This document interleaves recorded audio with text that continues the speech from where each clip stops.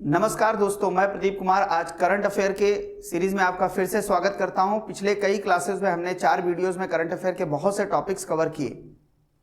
आज जो हम लोग करंट अफेयर करने वाले हैं वो अंतर्राष्ट्रीय मुद्दों के करंट अफेयर को कवर करेंगे।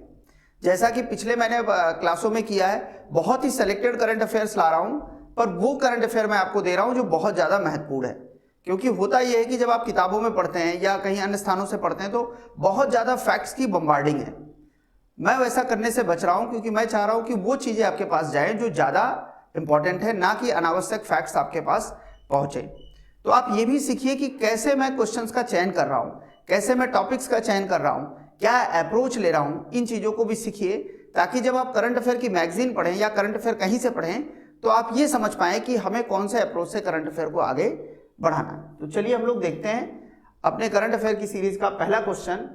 हाल ही में वासेनार समूह की अध्यक्षता किसने ग्रहण की? बहुत इंपॉर्टेंट है। वासेनार समूह, वासेनार ग्रुप क्यों इंपॉर्टेंट हो जा रहा है? क्योंकि इसकी अध्यक्षता किसके पास आ गई? भारत के पास आ गई।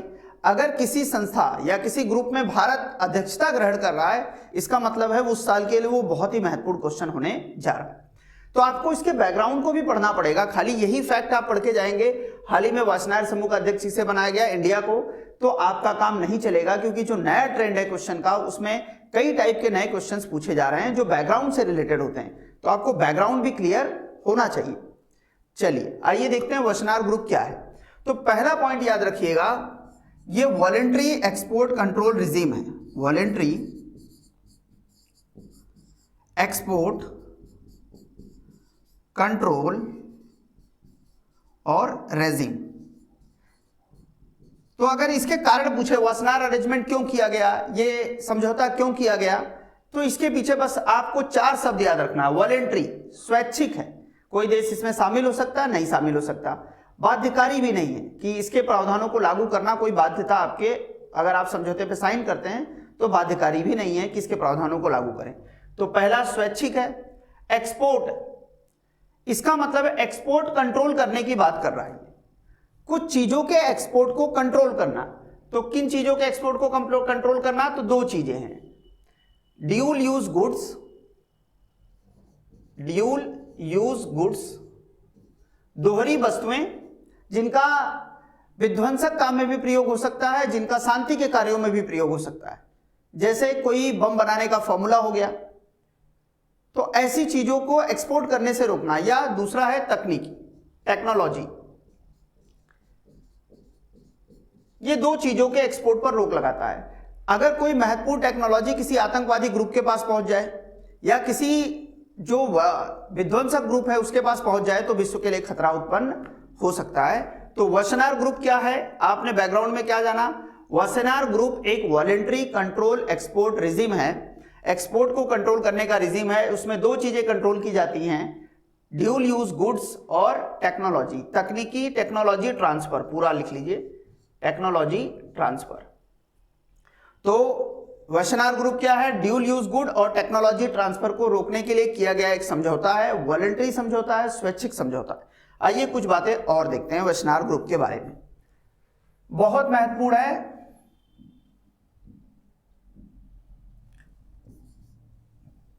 एक मिनट,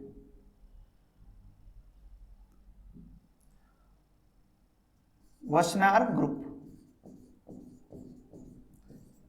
अब इसके बारे में हम लोग कुछ और फैक्ट्स को देखते हैं। पहला इंपॉर्टेंट फैक्ट, कुल कितने सदस्य हैं इसमें? 42 सदस्य हैं, रख लीजिए। वासेनार ग्रुप में कुल कितने सदस्य हैं? 42 सदस्य हैं। इसका अध्यक्ष कौन बना है? भारत बना है। भारत ने वासेनार ग्रुप की सदस्यता कब ग्रहण की? 2017 में भारत सदस्य बना। कब बना भारत सदस्य? 2017 में भारत सदस्य बना। क्लियर?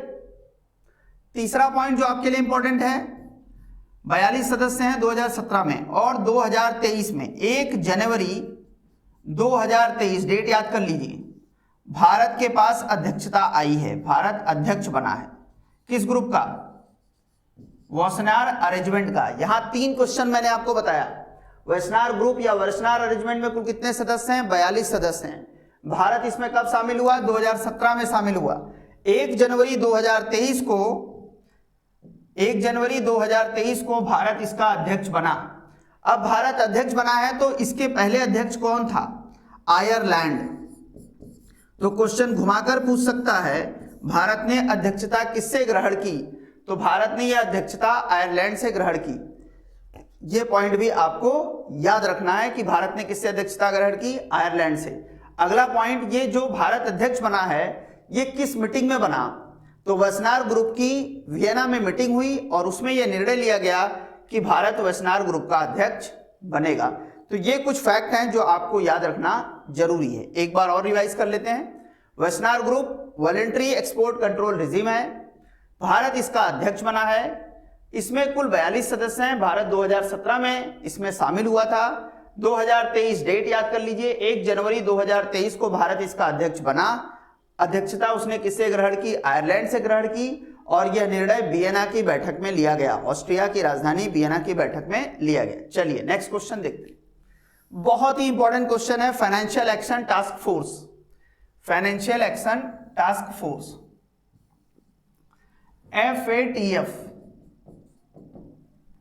पहला question, what is FATF? FATF है क्या? पहले तो आप यही समझ लीजिए, फाइनेंशियल एक्शन टास्क फोर्स है क्या? तो ये है इंटर गवर्नमेंटल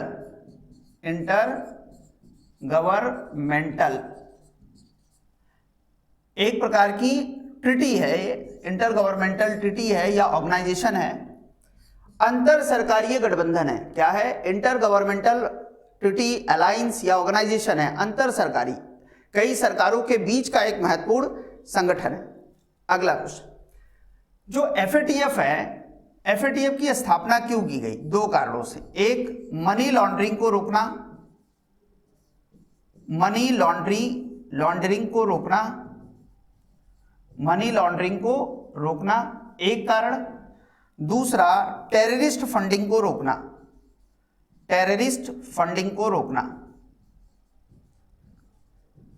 क्या होता है समझते हैं। FATF टास्क फोर्स, जो फाइनेंशियल एक्शन टास्क फोर्स है, उसका गठन एक अंतर सरकारीय गठबंधन के रूप में किया गया। कई सरकारें मिलकर इसका गठन काम करती हैं इसमें। और ये इसका 2 उद्देश्य हैं। एक, मनी लॉन्ड्रिंग को रोकना। मनी लॉन्ड्रिंग मतलब जैसे आपने भारत से पैसा कमाया, मनी की लॉन्ड्री कर देना। लॉन्ड्री में हम लोग क्या करते हैं? साफ कर देते हैं। भारत से आपने जो काला धन कमाया, मॉरिशस ले गए, उसे सफेद धन में बदला आपने और फिर उसे भारत में निवेश कर दिया, इसको रोकना। और टेररिस्ट फंडिंग, आतंकवादियों के पास वित्त ना पहुंचे, आतंकवादियों के पास धन ना पहुंचे, इसको रोकने के लिए यह फाइनेंशियल एक्शन टास्क फोर्स का गठन किया गया। आइए कुछ और बातें देखते हैं। तो फाइनेंशियल एक्शन टास्क फोर्स के बारे में एक बात याद रखिए, गठन इसका कब हुआ? 1989 में। कब इसका गठन हुआ? 1989 में। और इसके गठन करने वाले देश कौन थे? G7 विकसित देशों का समूह है। ये क्या है? विकसित देशों का समूह है।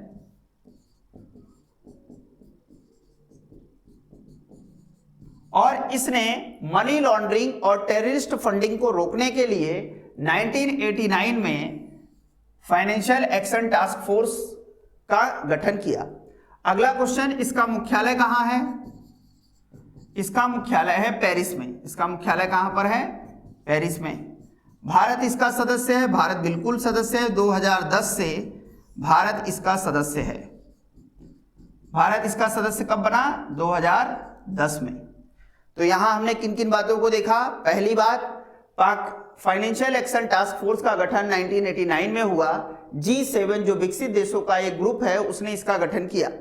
इसका मुख्यालय पेरिस में बनाया गया और 2010 में भारत इसमें शामिल हुआ। इसके बाद जो अगली महत्वपूर्ण बात है वो हम लोग देखते हैं। अगली महत्वपूर्ण बात क्या है? फाइनेंशियल एक्शन टास्क फोर्स ये अपनी 2 लिस्ट निकालता है। दोनों लिस्ट बहुत इंपॉर्टेंट है। एक है ब्लैक लिस्ट और एक है ग्रे लिस्ट। तो हाल ही में इसने एक कंट्री को ब्लैक लिस्टेड किया। वो क्वेश्चन बहुत इंपॉर्टेंट है। वो कंट्री कौन सी है जिसे हाल ही में ब्लैक लिस्टेड किया गया? म्यांमार। वो कंट्री कौन सी है जिसे हाल ही में ब्लैक लिस्टेड किया गया? म्यांमार। अब आप समझिए ब्लैक लिस्टेड का मतलब क्या है। ब्लैक लिस्टेड का मतलब है कि इसमें कोई देश निवेश नहीं कर सकता, यहां पर निवेश आपका सुरक्षित नहीं है। यहां पर यह डर है कि अगर आप निवेश करेंगे तो आतंकवादियों के पास भी वो पैसा पहुंच सकता है। जैसे पाकिस्तान भी ब्लैक लिस्ट में था, मौके पे उसे ग्रे लिस्ट में डाल दिया गया। तो ग्रे लिस्ट में दो देश हैं इस समय, पाकिस्तान और निकारागुआ। दो कंट्री हैं, पाकिस्तान और निकारागुआ। पाकिस्तान को जैसे कि आप जानते हो, पाकिस्तान में जो अगर आप कोई निवेश कर रहे हैं और उससे कोई लाभ हो रहा है गवर्नमेंट का, तो ये जरूरी नहीं है कि पाकिस्तान उसको विकास में लगाए। ये पूरी संभावना है कि वो टेररिस्ट फंडिंग करता है, वहां पे जो टेररिस्ट ऑर्गेनाइजेशन है उनको पैसे उपलब्ध करा सकता है, तो इसलिए वहां निवेश सुरक्षित नहीं है। तो ब्लैक लिस्ट मतलब उस कंट्री में तो आप बिल्कुल मत जाइए, और ग्रे लिस्ट मतलब जा सकते हैं बट रिस्क वहां भी बहुत ज्यादा है। तो दो कंट्री हैं, पाकिस्तान और निकारागुआ। अब आते हैं हम लोग अपने क्वेश्चन की तरफ, जो हमने क्वेश्चन किया।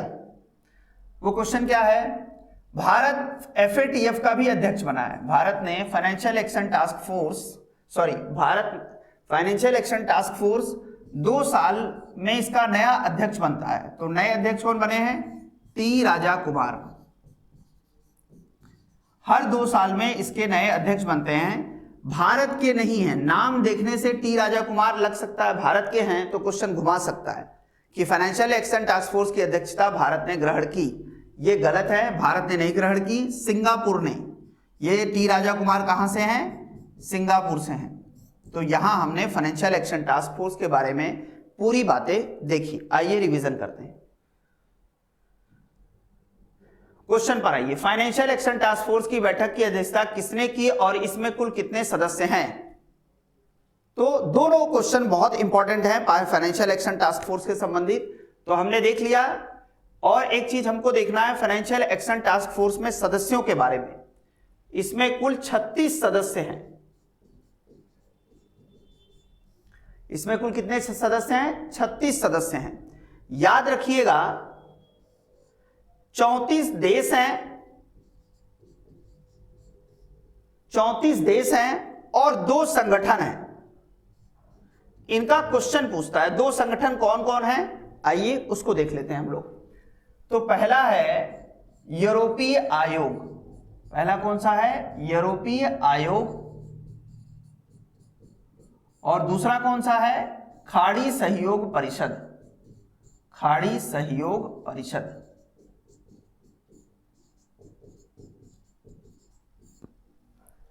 अब इसको फिर से एक बार हम लोग समझ लेते हैं क्या है ये मामला। अगर आपसे कोई पूछे कि फाइनेंशियल एक्शन टास्क फोर्स में कुल वर्तमान में कितने सदस्य हैं, आप आंसर मारेंगे 36। अगर पूछे कि फाइनेंशियल एक्शन टास्क फोर्स में कौन से 2 ऑर्गेनाइजेशन शामिल हैं, तो 2 ऑर्गेनाइजेशन हैं, यूरोपीय कमीशन और गल्फ कोऑपरेशन काउंसिल, खाड़ी सहयोग परिषद। ये 2 संगठन भी इसी के सदस्य हैं। तो टोटल सदस्य कितने हो गए, 36। और कितने संगठन इसमें शामिल हैं, 2 संगठन। ये चीज हमने यहां कर लिया। और इसकी अध्यक्षता किसने की, इसकी अध्यक्षता इस बार भारत ने की और टी राजा कुमार सिंगापुर के जो हैं उन्होंने इसकी अध्यक्षता की। तो आप अध्यक्षता किसने की, आप लिख सकते हैं टी राजा कुमार। तो यहां हमने फाइनेंशियल एक्शन टास्क फोर्स के बारे में डिटेल से देखा। देख लीजिए एक बार, फाइनेंशियल एक्शन टास्क फोर्स का गठन 1989 में हुआ, G7 के देशों ने बनाया। पेरिस में इसका मुख्यालय है। 2 लिस्ट जारी करता है, ब्लैक लिस्ट और ग्रे लिस्ट। ब्लैक लिस्ट में म्यांमार को डाला है, वेरी वेरी इंपॉर्टेंट, नोट कर लीजिए, बहुत इंपॉर्टेंट है, याद रखिएगा। और 2 काम करता है, मनी लॉन्ड्रिंग और टेररिस्ट फंडिंग को रोकता है। कुल 36 सदस्य हैं, 34 देश हैं, 2 संगठन भी इसमें शामिल हैं, यूरोपीय कमीशन और खाड़ी सहयोग परिषद। इस साल जो अध्यक्षता ग्रहण की है वो टी राजा कुमार सिंगापुर के, इन्होंने इसकी अध्यक्षता ग्रहण की। उनका कार्यकाल 2 साल का होगा। चलिए नेक्स्ट क्वेश्चन। हाल ही में विश्व शांति आयोग को किसने प्रस्तावित किया, वेरी वेरी इंपॉर्टेंट, आने ही जा रहा है ये, क्योंकि बहुत बड़ी बात है कि विश्व में, पूरे विश्व में इस समय अशांति फैली हुई है।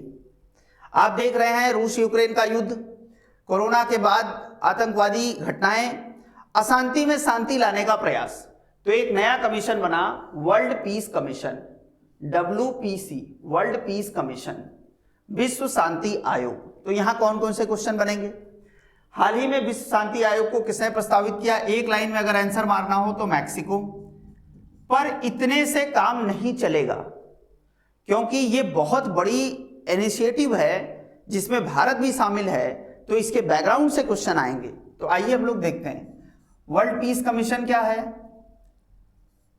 शांति को स्थापित करने के लिए एक आयोग बनाया। तो पहला क्वेश्चन, किसने प्रस्तावित किया? किसने प्रस्तावित किया?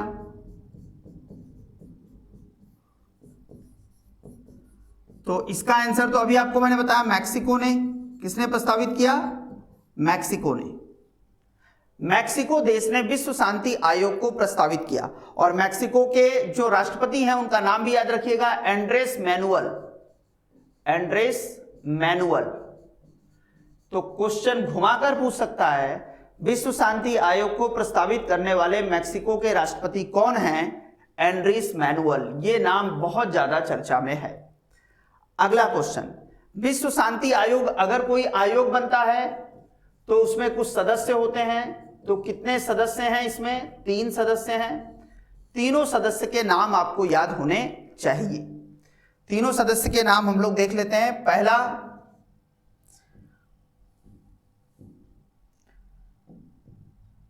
नाम एंटोनियो गुटेरेस।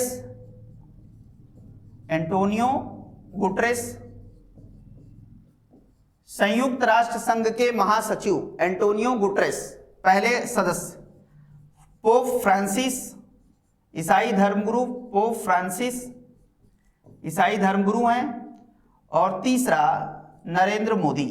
इसीलिए ये प्रश्न महत्वपूर्ण हो जाता है। आप सोच लीजिए कि विश्व से सिर्फ एक नेता को इसमें स्थान दिया गया है, नरेंद्र मोदी। इससे समझ में आता है वास्तव में नरेंद्र मोदी मतलब कौन? भारत का प्रधानमंत्री। कहने का मतलब है भारत में वो क्षमता है जो विश्व में शांति के पैगाम को आगे बढ़ा सकता है। इसलिए क्वेश्चन महत्वपूर्ण हो जाता है। तो इसमें जो 3 सदस्य हैं वो कौन कौन है? एंटोनियो गुटेरेस, पोप फ्रांसिस और नरेंद्र मोदी। क्वेश्चन कैसे बनेगा? शांति आयोग किसने प्रस्तावित किया? मैक्सिको के राष्ट्रपति एंड्रेस मैनुअल ने। 3 सदस्य हैं, एंटोनियो गुटेरेस संयुक्त राष्ट्र संघ महासचिव, पोप फ्रांसिस ईसाई धर्मगुरु और नरेंद्र मोदी भारत के प्रधानमंत्री। ये हुआ आप विश्व शांति आयोग के बारे में। आइए अगला क्वेश्चन देखते हैं। हाल ही में किस देश ने यूरो मुद्रा को अपनाया? बहुत इंपॉर्टेंट है। यूरो मुद्रा को अपनाने वाला देश, one liner answer, Croatia. Croatia. Croatia. इसकी राजधानी भी पूछ सकता है घुमाकर, तो मैं यहां राजधानी भी लिख दे रहा हूं, ज़ग्रेब। राजधानी इसकी क्या है? ज़ग्रेब। थोड़ा स्पेलिंग आप चेक कर लीजिएगा। क्रोएशिया की राजधानी क्या है? ज़ग्रेब। हाल ही में यूरो मुद्रा को अपनाने वाला नया देश कौन बना है? क्रोएशिया। हाल ही में यूरो मुद्रा को अपनाने वाला नया देश कौन बना है? क्रोएशिया। अब समझिए यूरो मुद्रा क्या होती है, क्योंकि इसको समझना बहुत जरूरी है। यह है कॉमन करेंसी, संयुक्त मुद्रा।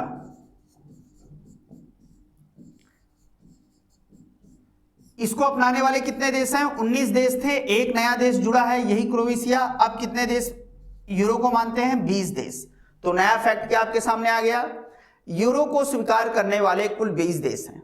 और यूरो मुद्रा कहां चलती है? यूरोप में चलती है। कहां पर चलती है? यूरोप में। क्या है समझिए।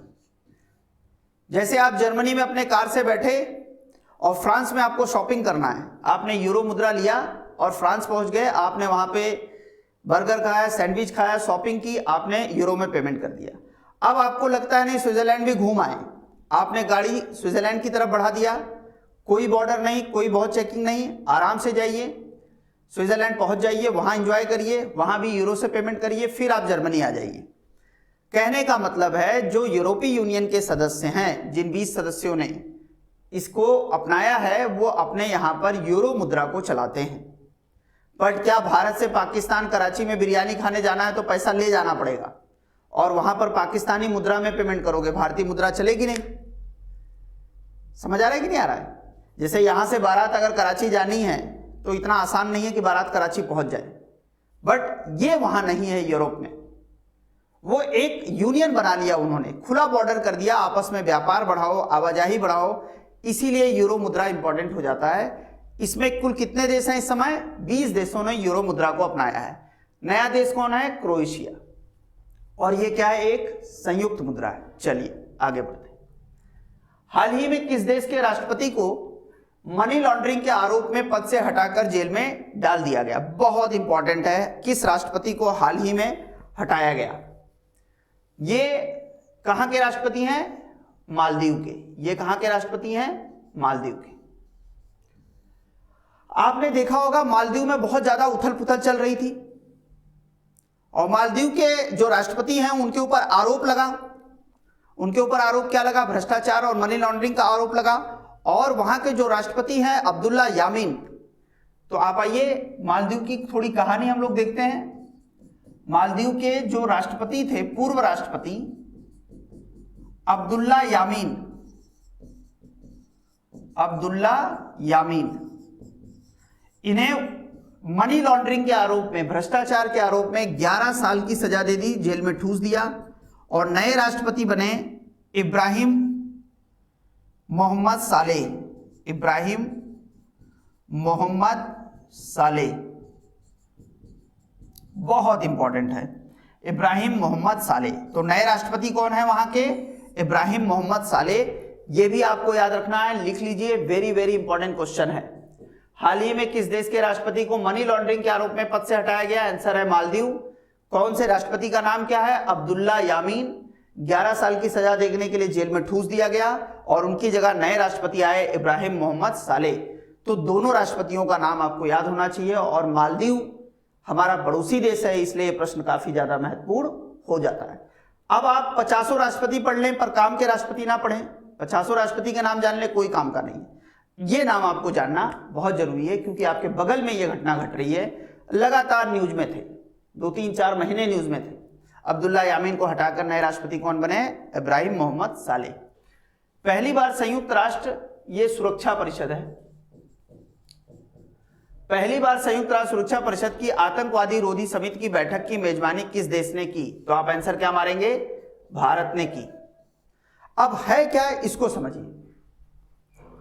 United nation counter terrorism council, short में आप याद रखिए UNCTC, संयुक्त राष्ट्र सुरक्षा परिषद की आतंकवादी रोधी समिति, इसी का शॉर्ट फॉर्म है। संयुक्त राष्ट्र यूनाइटेड नेशन की सुरक्षा परिषद की आतंकवादी रोधी समिति। भारत आतंकवाद को रोकने के लिए पूरे देश में, पूरे विश्व में प्रतिबद्ध है। उसके लिए जो भी प्रयास हो सकते हैं भारत राष्ट्रीय और अंतर्राष्ट्रीय स्तर पर करता है। भारत की समर्पण को देखते हुए संयुक्त राष्ट्र संघ के UNCTC की अध्यक्षता किसको दे दी गई? भारत को दे दी गई। भारत इसका सदस्य होगा। भारत इसका सदस्य होगा। और कुछ बातें हम लोग देख लेते हैं यूनाइटेड नेशन सिक्योरिटी काउंसिल के बारे में, जो कि बहुत महत्वपूर्ण होती हैं। आइए देखते हैं। यूनाइटेड नेशन सिक्योरिटी काउंसिल में कुल कितने मेंबर हैं? 15 मेंबर हैं, 15 सदस्य हैं। इसमें 5 सदस्य अस्थाई सदस्य हैं, परमानेंट मेंबर जिनको बोलते हैं, परमानेंट मेंबर, और 5 सदस्य जो हैं, 10 सदस्य जो हैं वो अस्थाई सदस्य हैं, अस्थाई सदस्य। ठीक, बहुत इंपॉर्टेंट है। संयुक्त राष्ट्र सुरक्षा परिषद विश्व की सबसे महत्वपूर्ण निर्णय लेने वाली संस्था है। संयुक्त राष्ट्र, संयुक्त राष्ट्र की आत्मा यही है, सबसे ताकतवर बॉडी यही है। उसमें 5 सदस्य अस्थाई सदस्य हैं। इन्हें और एक नाम से जाना जाता है वीटो मेंबर। इन्हें किस नाम से जाना जाता है? Veto member. वीटो मेंबर क्या है? जैसे आपने देखा होगा रूस ने यूक्रेन पर अटैक किया, तो रूस के आक्रमण की निंदा करने और उसे रोकने के लिए संयुक्त राष्ट्र संघ में प्रस्ताव लाया गया। उस प्रस्ताव का चीन ने वीटो लगाकर रोक दिया। चीन इसका सदस्य है, 5 मेंबर में चीन शामिल है, रूस भी शामिल है, ब्रिटेन शामिल है, जर्मनी शामिल है और अमेरिका शामिल है। 5 देश कौन है? ब्रिटेन, जर्मनी, अमेरिका, रूस और चीन। इन 5 देशों में चीन ने वीटो लगा दिया और वो प्रस्ताव पारित नहीं हुआ। इसका मतलब वीटो कंट्री का मतलब क्या है? एक मेंबर भी अगर उससे असहमत है तो वो प्रस्ताव पारित नहीं होगा। यहां से भी क्वेश्चन बनता है, जो 10 सदस्य होते हैं उनका कार्यकाल 2 वर्ष का होता है। 2 वर्ष के बाद दूसरे देशों को मौका मिलता है। समझ आ रहा है कि नहीं आ रहा है? अगर 2 साल आपके पूरे हो गए तो आप बाहर जाएंगे, दूसरा देश आएगा। इस तरह पूरा विश्व के देश यहां पर सदस्य बनने का मौका यहां मिलता है। ये परमानेंट है, इनमें किसी को नया जोड़ा नहीं जाता। भारत इसका सदस्य नहीं है, ये याद रखिएगा। परमानेंट मेंबर भारत नहीं है। भारत संयुक्त राष्ट्र सुरक्षा परिषद का परमानेंट मेंबर नहीं है, इस बात को आपको याद रखना है।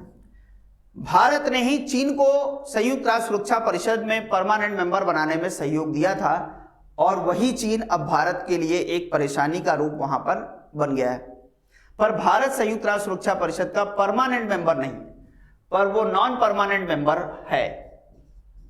इसको क्या बोलते हैं? अस्थायी सदस्य, नॉन परमानेंट मेंबर, ये वो है। और संयुक्त राष्ट्र संघ के इस समय महासचिव कौन है? एंटोनियो गुटेरेस, अभी बताया मैंने। चलिए, हाल ही में किस देश ने हाइड्रोजन से चलने वाली पहली ट्रेन का उद्घाटन किया? हाइड्रोजन से चलने वाली पहली ट्रेन बहुत महत्वपूर्ण है। हाइड्रोजन एनर्जी पे इस समय हम लोग फोकस कर रहे हैं।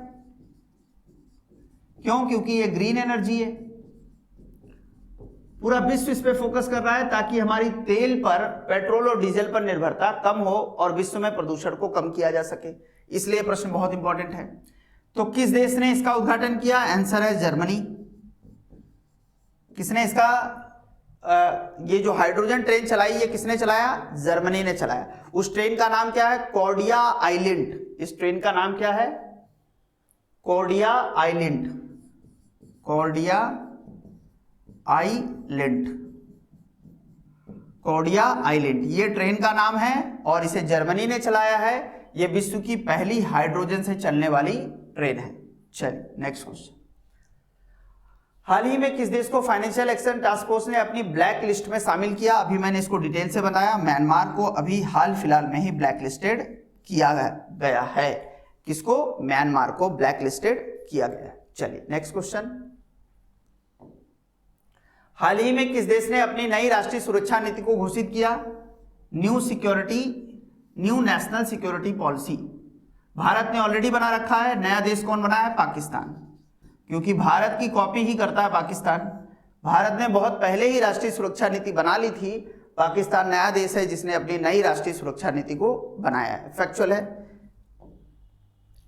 Time person of the year 2022 किसको घोषित किया गया? बहुत इंपॉर्टेंट क्वेश्चन है और आप समझ भी सकते हैं। यूक्रेन के राष्ट्रपति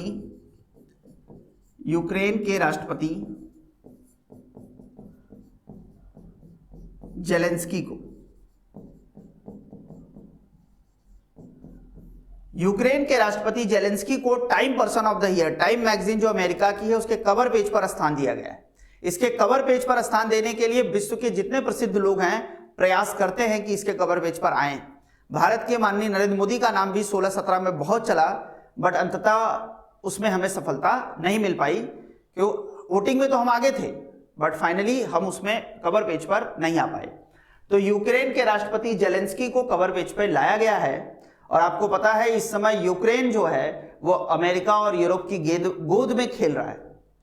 तो क्यों ना अमेरिका वाले उसको प्रमोट करें? तो उन्हें राष्ट्रपति को time person of the year घोषित किया।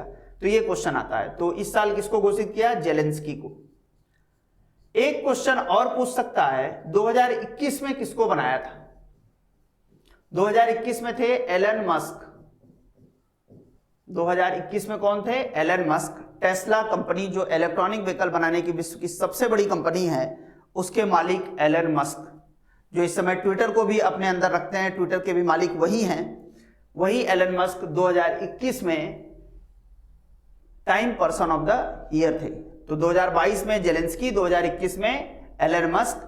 कंफ्यूज करने के लिए मोदी जी का भी नाम डाल सकता है, तो मोदी जी को time person of the year का अवार्ड अभी तक नहीं मिला है। इस बात को आप याद रखिएगा। तो 21 में किसको मिला? एलन मस्क को मिला। 22 में time person of the year किसको घोषित किया गया? यूक्रेन के राष्ट्रपति जेलेंस्की को। चलिए, संयुक्त राष्ट्र संघ द्वारा 2023 का कौन सा वर्ष मनाने की घोषणा की गई? संयुक्त राष्ट्र संघ कौन सा वर्ष मनाने जा रहा है 2023 में? तो कौन सा वर्ष मनाएगा? मोटे अनाजों का वर्ष, मोटे अनाजों का वर्ष। अगला क्वेश्चन क्या आ सकता है?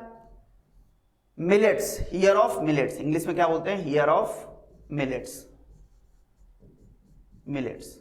अगला क्वेश्चन क्या आ सकता है आपके एग्जाम में? अगला क्वेश्चन ये आ सकता है कि ये जो मोटे अनाजों का वर्ष मनाया जा रहा है, इसको किसने प्रस्तावित किया है? भारत द्वारा प्रस्तावित था ये, भारत द्वारा प्रस्तावित। तो कॉमन सेंस है, भारत भी 2023 में मोटे अनाजों के वर्ष के रूप में 2023 को मना रहा है और इससे क्वेश्चन जरूर आएगा, बहुत इंपॉर्टेंट है। और 2024 किस लिए मनाया जाएगा? संयुक्त राष्ट्र संघ द्वारा ऊंटों के लिए अंतर्राष्ट्रीय वर्ष, कैमल्स के लिए। तो 2 वर्ष आप याद रखिएगा, बहुत इंपॉर्टेंट है। अंतर्राष्ट्रीय वर्ष, international years of camel, camel के लिए अंतर्राष्ट्रीय वर्ष 2024 में मनाया जाएगा। 2023 में हम लोग मना रहे हैं मोटे अनाजों का अंतर्राष्ट्रीय वर्ष, यहां लिख लेते हैं अंतर्राष्ट्रीय वर्ष, ठीक। और भारत भी 2023 में मोटे अनाजों का वर्ष मना रहा है। चलिए, इंटरपोल के अंतर्राष्ट्रीय, देखिए यहां टर्म आया इंटरपोल। इंटरपोल क्या है?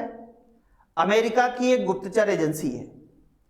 अंतर्राष्ट्रीय बाल यौन शोषण श्रृंखला डाटाबेस, अंतर्राष्ट्रीय बाल यौन शोषण, सेक्सुअल हैरासमेंट ऑफ चाइल्ड, उसका डाटाबेस में शामिल होने वाला 68वां देश कौन सा बना है? रैंक भी याद रखना है। 68वां देश कौन बना है? भारत। तो क्वेश्चन कौन कौन से बनेंगे? क्वेश्चन घुमाकर पूछ सकता है, अंतर्राष्ट्रीय बाल यौन शोषण श्रृंखला से संबंधित डाटाबेस हाल ही में किस संस्था ने जारी किया? इंटरपोल, एक क्वेश्चन। दूसरा, इंटरपोल द्वारा जारी अंतर्राष्ट्रीय बाल यौन शोषण श्रृंखला में भारत को कौन सा देश भारत बना है? 68वां नंबर देश। और तीसरा, सीधा यही क्वेश्चन पूछ सकता है। तो ये क्वेश्चन को घुमाकर पढ़ना है, एक ही फैक्ट से 2-3 फैक्ट बनते हैं, तो इसको भी ध्यान देना है। जून 2022 5 देशों को संयुक्त राष्ट्र सुरक्षा परिषद में शामिल किया गया अस्थायी सदस्य के रूप में। अभी एक चार्ट बनाकर पिछले में मैंने समझाया था। अस्थायी सदस्य कितने हैं? टोटल 10 सदस्य हैं और इनका कार्यकाल कितना होता है? 2 वर्ष का होता है। अभी नए 5 देश शामिल किए गए हैं। इन 5 देशों को आपको रटना है। पहला है इक्वाडोर, रट ही लीजिए, आएगा। जापान, माल्टा, मोजाम्बिक और स्विट्जरलैंड। ये 5 देश वो हैं जो अभी संयुक्त राष्ट्र सुरक्षा परिषद में शामिल हुए हैं, नए देश हैं, सुरक्षा परिषद के अस्थायी सदस्य बने। 5 कौन हैं? Ecuador, Japan, Bharat, Mozambique, Switzerland. ये 5 देश आपको याद रखना है, बहुत इंपॉर्टेंट है, वेरी वेरी इंपॉर्टेंट। और जो अस्थायी सदस्य होते हैं उनका कार्यकाल कितना होता है? 2 वर्ष का होता है, लिख ही दिया मैंने। संयुक्त राष्ट्र सुरक्षा परिषद में कुल अस्थायी सदस्य कितने हैं? 10 हैं। और चार्ट बना के वहां पर समझाया भी था। 5 अस्थायी सदस्य हैं, परमानेंट मेंबर हैं। 5 परमानेंट मेंबर कौन है? जर्मनी, चीन, रूस, अमेरिका और ब्रिटेन। हाल ही में किस देश ने पहली डिजिटल जनगणना की है? पहली डिजिटल जनगणना करने वाला देश कौन है? बांग्लादेश, बांग्लादेश।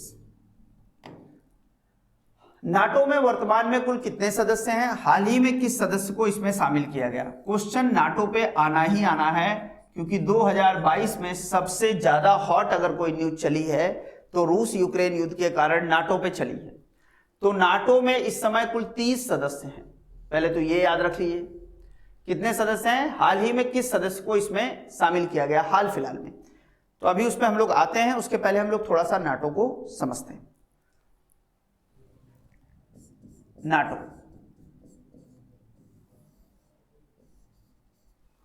नाटो की स्थापना 1949 में की गई। कहां पर की गई? वॉशिंगटन में, अमेरिका में। ये क्या है? एक प्रकार का संयुक्त सेना है, संयुक्त सेना है।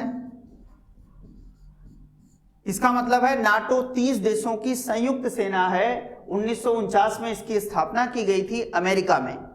और नाटो करता क्या है? 30 देश में अगर आपने किसी पर भी अटैक किया तो नाटो पे अटैक माना जाएगा, नाटो के सभी देश आप पर अटैक कर देंगे। इसलिए यह संगठन बहुत ज्यादा महत्वपूर्ण हो जाता है और यूरोप के कई देश इसकी सदस्यता लेना चाहते हैं। संयुक्त सेना है। इसके बाद इसके मुख्यालय पे क्वेश्चन पूछता है कभी कभी। इसका मुख्यालय है ब्रुसेल्स में। इसका मुख्यालय कहां पर है? ब्रुसेल्स में, ब्रुसेल्स। और ब्रुसेल्स किसकी राजधानी है, किसका कैपिटल है? बेल्जियम का। तो दोनों याद रखिए आप। बेल्जियम की राजधानी ब्रुसेल्स में नाटो का मुख्यालय है। इतनी चीजें क्लियर हो गई। अब अगला जो इंपॉर्टेंट क्वेश्चन है कि नया मेंबर इसमें कौन शामिल हुआ है? North Macedonia. Macedonia, North Macedonia इसमें कब शामिल हुआ? 2020 में। नॉर्थ मैसेडोनिया इसमें कब शामिल हुआ? 2020 में। उसके बाद नाटो का कोई नया सदस्य नहीं बना है।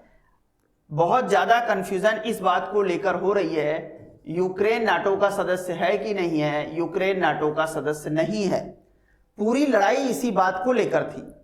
यूक्रेन नाटो का सदस्य बनना चाहता था, अगर और रूस ने कहा अगर वो नाटो का सदस्य बनेगा तो यूक्रेन और रूस का बॉर्डर टच होता है, रूस के बॉर्डर पर नाटो की सेना आ जाएगी। इससे रूस की जो बॉर्डर सिक्योरिटी है, रूस की जो सुरक्षा है, उस पर आघात होगा। तो ये याद रखिएगा, यूक्रेन अभी इसका सदस्य नहीं बन पाया है। कई नए सदस्य बनना चाहते हैं पर अभी उनको सदस्यता नया अभी किसी को नहीं मिला है। अभी 2020 में ऑफिशियली नॉर्थ मैसेडोनिया को मिला था, उसके बाद नया सदस्य कोई नहीं बना है। वर्तमान में 30 सदस्य हैं, ये आपको याद रखना है। नाटो की ऑफिशियल वेबसाइट पर 30 ही सदस्य हैं। किताबों में कहीं कहीं 31-32 दे रहा है, जो कि गलत है। आपको 30 ही मानना है। ऑफिशियली अभी 30 सदस्य हैं। मुख्यालय कहाँ है? ब्रुसेल्स में है। बना कब था? 1949 में बना था। और एक जो इंपॉर्टेंट चीज है, इस समय इसके महासचिव कौन है? John Stoltenberg. महासचिव कौन है? जॉन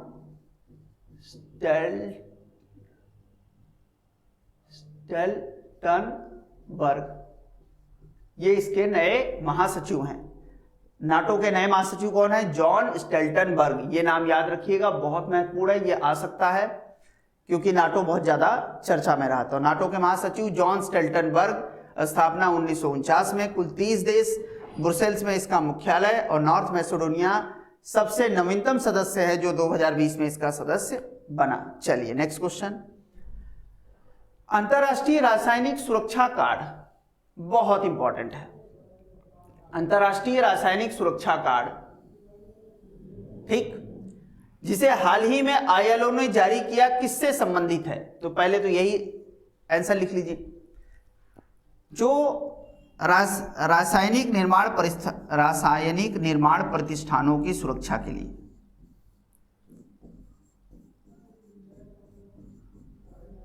प्रतिष्ठानों की सुरक्षा के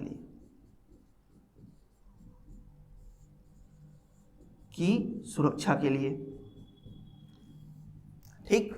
तो अंतरराष्ट्रीय रासायनिक सुरक्षा कार्ड, जो रासायनिक सुरक्षा कार्ड वो किसके लिए जारी किया गया है? जहां पर केमिकल्स बनाए जाते हैं, जिन फैक्ट्रियों में बनाए जाते हैं, उनकी सुरक्षा के लिए इसको बनाया गया है। कार्यस्थल पर रसायनों के उपयोग में सुरक्षा हो, तो रसायनों की सुरक्षा के लिए बनाया गया। दूसरा क्वेश्चन बनाया, अगर कोई कार्ड बना है तो कौन कौन मिलकर बनाया है इसको? WHO प्लस ILO, दोनों ने मिलकर इसको बनाया है। और इस कार्ड को स्वीकार करने वाला भारत भी एक देश है। तो दो क्वेश्चन बनेगा, अंतरराष्ट्रीय रासायनिक सुरक्षा कार्ड किसने बनाया? WHO और ILO ने मिलकर बनाया। अंतरराष्ट्रीय रासायनिक निर्माण प्रतिष्ठानों की सुरक्षा या रसायनों को सुरक्षित रखने से संबंधित है। टाइम पत्रिका द्वारा 2022 के विश्व के 50 महानतम स्थानों की सूची में टाइम पत्रिका, फिर वही टाइम मैगजीन आ गई, जिसके पर्सनालिटी ऑफ द ईयर कौन है? जेलेंस्की। 2000 पर क्वेश्चन बदल गया। टाइम पत्रिका द्वारा 2022 के विश्व के 50 महानतम स्थानों की सूची में भारत के किस शहर को स्थान दिया गया है? अहमदाबाद। भारत के किस स्थान को शामिल किया गया है 50 महानतम स्थानों में? अहमदाबाद। विश्व का पहला राइट टू रिपेयर कानून कहां पारित हुआ? किसकी संसद में पारित हुआ? राइट टू रिपेयर कानून अमेरिका में। राइट टू रिपेयर कानून क्या होता है? जैसे आपने इलेक्ट्रॉनिक कार यूज की, वो कार खराब हो गई, उससे कोई नई चीज बनाई जाए, उसको डंप ना किया जाए। आपने मोबाइल यूज किया, खराब हो गया, उससे कोई नई चीज बनाई जाए। तो राइट टू रिपेयर कानून अमेरिका ने बनाया। अगला, सर्वाधिक आर्म्स एक्सपेंडिचर, सिप्री की एक रिपोर्ट आती है, एक मिनट,